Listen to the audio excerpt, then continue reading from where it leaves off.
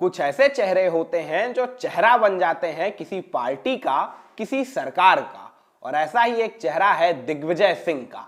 दिग्विजय सिंह यानी कांग्रेस के कुशासन का सबूत, दिग्विजय सिंह यानी कांग्रेस का वो भूत जिससे डरा डरा के मध्य प्रदेश की धरती पे भारतीय जनता पार्टी ने पिछले 15 वर्षों से अपनी हुकूमत काबिज की हुई है। जैसे ही कोई भाजपा के विकल्प की बात करता है, भारतीय जनता पार्टी के नेता दिग्विजय सिंह का चेहरा सामने रख देते हैं, और दिग्विजय सिंह का चेहरा याद आते ही मध्य प्रदेश की जनता को वो पूरे कुशासन की कुकथा याद आ जाती है, जिसके बाद वो भारतीय जनता पार्टी को वोट दे देती है। माने कांग्रेस के दुर्दिनों का सबूत है दिग्विजय सिंह, कांग्रेस के दुर्दिनों की सबसे बड़ी याद है दिग्विजय सिंह, कांग्रेस विरोधियों के सबसे प्रमुख टारगेट है दिग्विजय सिंह, कांग्रेस के सबसे ज्यादा कोसे जाने वाले नेताओं में दिग्विजय सिंह अव्वल दर्जे के हैं। माने भाजपा आईटी सेल का सबसे फेवरेट टारगेट होते हैं दिग्विजय सिंह। जब किसी को ये लोग कोस नहीं पाते हैं तो दिग्विजय सिंह को कोसने लग जाते हैं। कैसे? दिग्विजय सिंह साहब ने मौके भी खूब दिए हैं। तो कांग्रेस के इतने बड़े पोस्टर बॉय कह लीजिए, और भाजपा के सबसे फेवरेट पोस्टर जिसपे जम के घूंसा लात मारती है भाजपा की आईटी सेल, वो दिग्विजय सिंह कभी भाजपाई भी हो सकते हैं।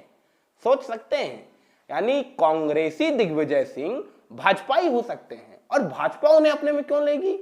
जनाब, एक दौर था जब आज तो भाजपा के आईटी सेल वाले एड़ी चोटी का जोर लगाए रहते हैं दिग्विजय सिंह को कोसने में, मगर एक दौर था जब इसी भाजपा के सबसे तुर्क नेता, टॉप क्लास लीडर्स एड़ी चोटी का जोर लगा रहे थे दिग्गी राजा को अपने पाले में लेने में। भला काहे? और कौन नेता जोर लगा रहा था? और लगा रहा था तो दिग्गी भाजपाई बने काहे नहीं, कांग्रेसी कैसे बन गए? बताते हैं आज के इस छोटी सी मुलाकात में आपको दिग्विजय सिंह से जुड़ा ये इंटरेस्टिंग वाकया सुनाते हैं। दरअसल दिग्विजय सिंह मध्य प्रदेश के राजगढ़ ब्यावरा बेल्ट के राघोगढ़ रियासत से ताल्लुक रखते हैं। माने आज भी राजगढ़ ब्यावरा बेल्ट के किसी भी जिले में चले जाएंगे, दिग्विजय सिंह के नाम से नहीं, राजा साहब के नाम से याद किए जाते हैं। दिग्विजय सिंह के पिता बलभद्र सिंह 1952 के पहले चुनाव से ही विधायकी का टिकट लड़ लिए थे। लड़े निर्दलीय थे, बाद में हिंदू महासभा वालों ने अपना टैटू चेप दिया था कि ये हमारे कैंडिडेट हैं, और बलभद्र सिंह साहब ने भी कहा था कोई बात नहीं भाई। लेकिन जब दिग्विजय सिंह मैकेनिकल इंजीनियरिंग की पढ़ाई करके वापस राघोगढ़ लौटे तो दिग्विजय की बातों में एक अलग ही धार थी भाई साहब। माने जब राघोगढ़ की रियाया की समस्याएं दिग्विजय सुलझाने बैठते, देखते ही देखते सारी समस्याएं गायब हो जाती। लोगों को लगा राजकुमार में दम है भाई साहब। दिग्विजय सिंह पढ़े लिखे चेहरे थे, खूब हॉकी खेलते थे, खूब क्रिकेट खेलते थे। अब बारी थी पॉलिटिक्स में एंट्री की।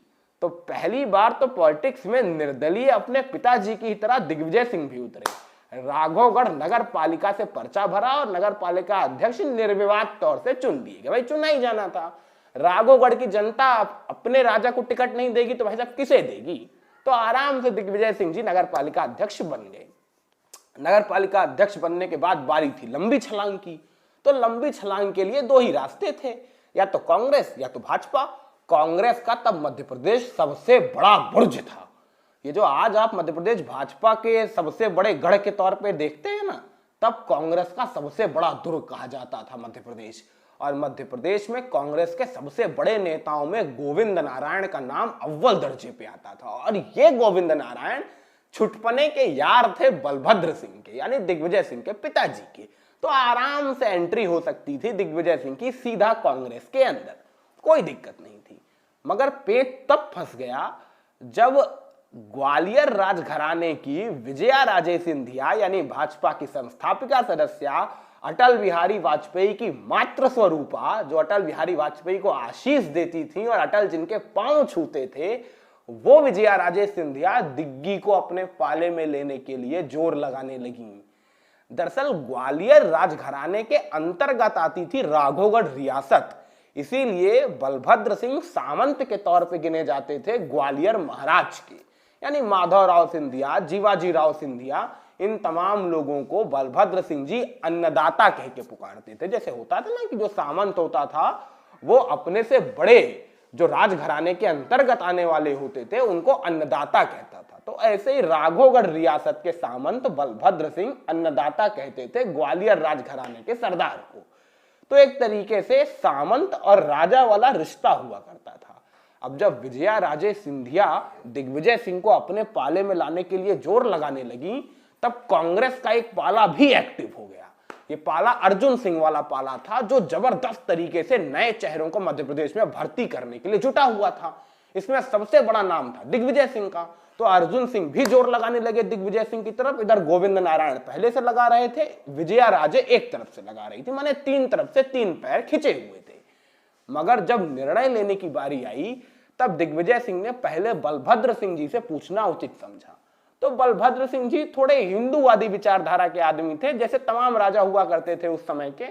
तो उनका रुझान थोड़ा सा विजया राजे की तरफ था। अब इसे स्वामी भक्ति कह लीजिए, क्योंकि सामंत थे भाई, तो ऑफिशियली एक कनेक्शन था, तो चाहते थे कि विजया राजे की ही तरफ।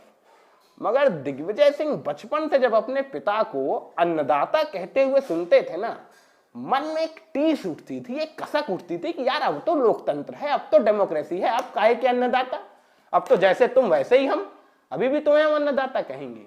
तो बचपन से जो टीस उठी थी ना, वो टीस अब ठसक बनने वाली थी। ठसक जिसने दिग्गी राजा को विजया राजे सिंधिया के खिलाफ खड़ा कर दिया। ठसक जिसके दम पे राघवगढ़ का राजा मध्य प्रदेश का सुल्तान बन बैठा। खैर, दिग्विजय सिंह ने विजया राजे की बात काटी। पहली बार हुआ था कि ग्वालियर रियासत के किसी सामंत ने बात न मानी हो, लेकिन बात नहीं मानी और अर्जुन सिंह का पाला थाम के दिग्विजय सिंह कांग्रेसी हुए। और फिर जो हुआ वो इतिहास था। दिग्गी राजा 10 साल तक मध्य प्रदेश की सत्ता पे अपनी हुकूमत काबिज करने में काबिल रहे। तो कैसे हुए काबिज, क्या था वो शहमात का खेल, बताएंगे कभी किसी और वीडियो में, तफ्तीश से बताएंगे। दिग्विजय सिंह की पूरी कहानी बहुत दिलचस्प है, बहुत पेचीदा है, बहुत कम लोगों को मालूम होती है। किसी और वीडियो में दिग्विजय सिंह की पूरी बात करेंगे। तब तक वीडियो अच्छा लगा हो तो लाइक करना मत भूलिए, शेयर करना मत भूलिए, चैनल को सब्सक्राइब करना मत भूलिए पॉलिटिक्स, जिससे ऐसे इंटरेस्टिंग पॉलिटिकल एनेक्डोट्स लगातार आप तक पहुंचते रहे।